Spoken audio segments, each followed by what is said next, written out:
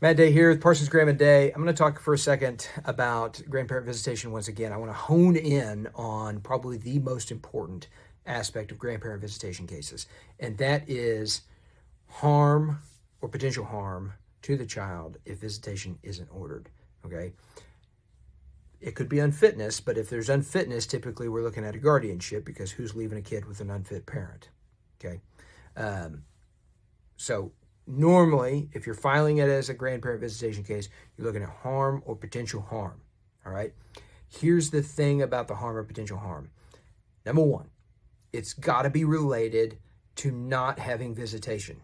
All right. So if the court doesn't order the visitation, this harm will befall the child or potentially befall the child. There's got to be a nexus between the visitation and the harm, right? If we have visitation, harm does not occur, okay? All right. Number two, all right, and this was recently decided. We had a case that went up on appeal. Appellate court agreed with us. The harm has to be substantial. Parental rights are fundamental rights. They are, before there was society and communities and cities and constitutions and governments and things of that nature, there was a family. There's a husband, a wife, some kids in a cave, okay? And so parenting rights are fundamental rights, all right? So the harm that could befall, the potential harm or the harm, has to be substantial. It cannot be vague. It cannot be ambiguous. It cannot just simply be they miss grandma and grandpa.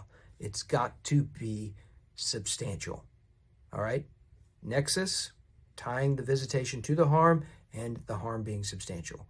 Huge, huge factors when considering these types of cases. For more information, visit our website, www.pdtulsalaw.com.